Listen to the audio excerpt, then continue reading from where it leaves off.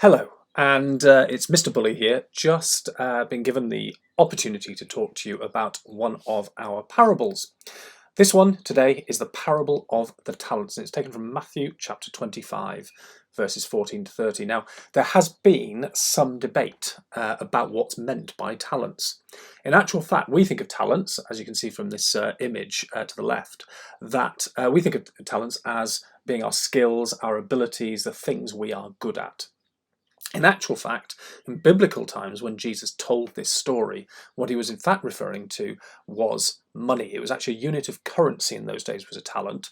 And so when we talk about the parable of the talents, we actually mean money. But to be honest, the point of the story, as you're going to see at the end, it could be either. It could be, in fact, your skills and abilities or money. It's up to you to take it whichever way you choose.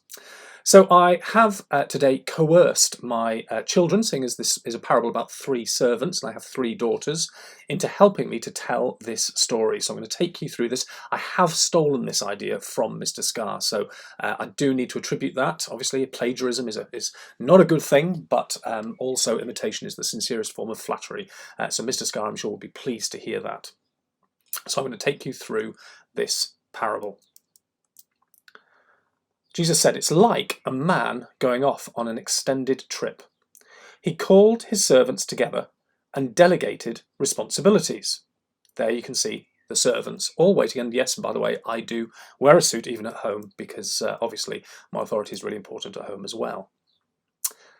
To one of those servants, he gave $5,000. As you can see, we have monopoly money there actually rather than dollars, but I hope you'll tolerate that in the place of dollars. To another servant, he gave 2,000. To a third servant, he gave 1,000, giving to each one according to their abilities. Then he left. Right off, the first servant went to work and doubled his master's investment. The second did the same. But the one with a single thousand dug a hole and carefully buried his master's money. I don't think he used flip-flops while doing it. I don't think that's the best way of doing gardening, but I'm afraid that is what the youngest was wearing. After a long absence, the master of those three servants came back and settled up with them. The one given $5,000 showed him how he had doubled his investment. His master commended him. "Good work! You did your job well. From now on, be my partner." The servant with the 2,000 showed how he also had doubled his master's investment. His master commended him as well. "Good work! You did your job well. From now on, be my partner." Interestingly, some translations actually translate that as "come in and join your master's happiness," which I think is a better way of putting it actually. I quite like that. But this is taken from the Message version. The servant given 1,000 said, "Master, I know you have high standards and you hate careless ways, that you demand the best and make no allowances for error. I was afraid I might disappoint you, so I found a good hiding place and secured your money. Here it is, safe and sound, down to the last cent."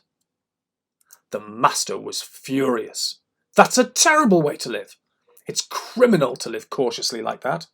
If you knew I was after the best, why did you do less than the least? The least you could have done would have been to invest the sum with the bankers, where at least I would have gotten a little interest. Take the 1,000 and give it to the one who risked the most, and get rid of this play it safe who won't go out on a limb. Throw him out into utter darkness." So that is the parable of the talents, and thank you to my children who played so cooperatively or joined in so cooperatively there, and to my wife who obviously took those photos for us. But it does lead you maybe to ask the question, well, okay, so that's the story of the talents. What is the point of that? Well, I think there are two main points that I would highlight here, and these can either be about your money or they can be about your gifts and abilities. And fundamentally, I think what we can say is that everyone is good at something. So use what you've got rather than be afraid to do so. That third servant knew or claimed to know that the master was harsh and yet still did nothing about it. And actually the point of that is to say, well, if you really did think I was harsh, you would at least have done something. And certainly we don't have a harsh God in heaven. We have a generous and loving God in heaven. So in that context, we certainly can use whatever we've been given by him. Take the risk. Try it out, even if you're not sure and not confident, and see what happens. The second point, I think, is that we should invest our gifts to help others. Just as an example of this, I've got a friend who during lockdown, she's a brilliant musician, that is her real talent, a music teacher actually, but does a lot of work with children. And what she has done during the period of lockdown is once a week of an evening, she's had a street sing-along, and the photos from that are just delightful that I've seen in various places of everybody in the street joining in, obviously socially distanced, but she has invested her gift to help others. She could have sat at home and done nothing, but she chose to step out on a limb and actually take the risk, and people have really responded. So, to finish, let's pray.